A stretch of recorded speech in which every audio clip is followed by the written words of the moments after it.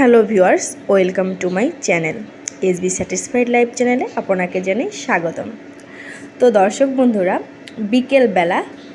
বিকালের 5 মিনিট ঝটপটে এরকম মজাদার লোভনীয় রেসিপি কে না পছন্দ করে বলুন। মাত্র 5 মিনিটে আপনার ঘরে থাকা মাত্র 2টি উপকরণের মাধ্যমে এই রেসিপিটা বানিয়ে বাড়ির সবাইকে খাওয়ান। আপনার বাসার ছোট বড় সবাই কিন্তু এই নাস্তাটা অনেক পছন্দ করবে। সসের সাথে এভাবে সফট লোভনীয় এই নাস্তাটা অবশ্যই একবার ট্রাই করবেন। এর জন্য আমার রান্নাঘর থেকে আমি 2টা মাত্র ডিম নিয়েছি, আর পাউরুটিটা আপনাদের পছন্দ মতো নেবেন। আর আমি আমার পরিমাণ মতো চিনি নিয়েছি। আর সসটা হচ্ছে অপশনাল, আপনারা চাইলে নিতে পারেন, না চাইলে নাও নিতে পারেন। আপনারা এভাবে একবার ট্রাই করে দেখবেন।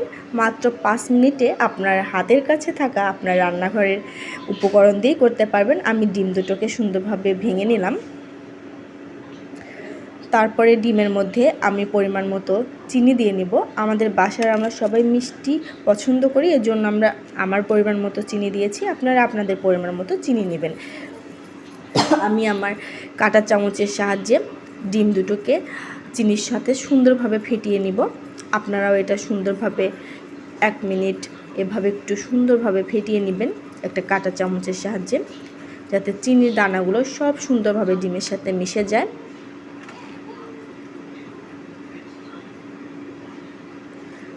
দর্শক বন্ধুরা, এই নাস্তাটা তৈরি করতে কিন্তু সর্বোচ্চ 5 মিনিটই সময় লাগবে। আপনারা অবশ্যই বিকালে এইভাবে নাস্তাটা বানিয়ে বাড়ির সবাইকে খাওয়াবেন। ছোট বড় সবাই এটা পছন্দ করবে। একদম তুলতুলে সফট লোভনীয় একটা নাস্তা। আমি সুন্দরভাবে চিনির সাথে ডিমগুলোকে ফেটিয়ে নিচ্ছি। আপনারা এইভাবে করে নেবেন।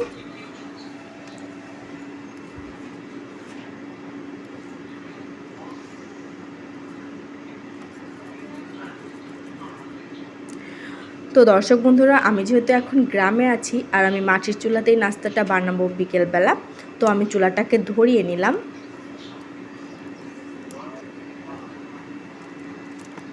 তো আমি এখন কড়াইতে পরিমাণ মতো তেল দিয়ে নিব। আপনারা আপনাদের পরিমাণ মতো তেল দিয়ে নেবেন।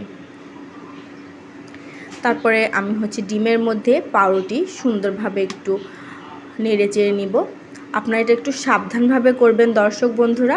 আপনারা বাটির মধ্যে অনেকক্ষণ পাউরুটিটাকে ভিজিয়ে রাখবেন না, তাহলে কিন্তু তুলতে গেলে ওটা ভেঙে যাবে। এপাশ ওপাশ সুন্দরভাবে একটু জড়িয়ে তারপরেই তুলে নেবেন। বেশিক্ষণ রাখার কোনো দরকার নেই।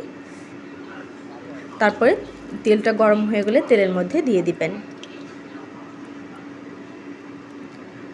দর্শক বন্ধুরা, এটা কিন্তু একটু পরেই উল্টে দিতে হবে, কারণ বেশিক্ষণ একটু পরে উল্টে দিলে কিন্তু এটা পুড়ে যাবে, আর পুড়ে গেলে তিতা লাগবে। আপনি একটু হালকা লাল লাল করে ভেজে তুলবেন, অসাধারণ লাগবে। একটু পর পরে উল্টে দিবেন, নইলে পুড়ে যাবে।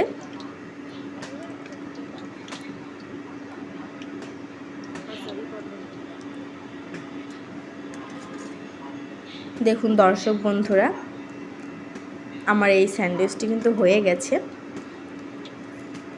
দেখুন কত সুন্দর লাগছে, সফট এবং লোভনীয়। আমার বাড়ির সবাই এই নাস্তাটা পছন্দ করে। আমি মাঝে মাঝেই এটা বানিয়ে দিই। বাড়ির ছোট বড় সবাই কিন্তু এটা খায়, আমি নিজেও পছন্দ করি। মাত্র 5 মিনিটেই এই নাস্তাটা বিকেলে বানানো যায়। আপনার হাতে যদি কম সময় থাকে আপনি অবশ্যই এটা ট্রাই করবেন। আমি পরপর সবগুলো দিয়ে ভেজে নিচ্ছি দর্শক বন্ধুরা।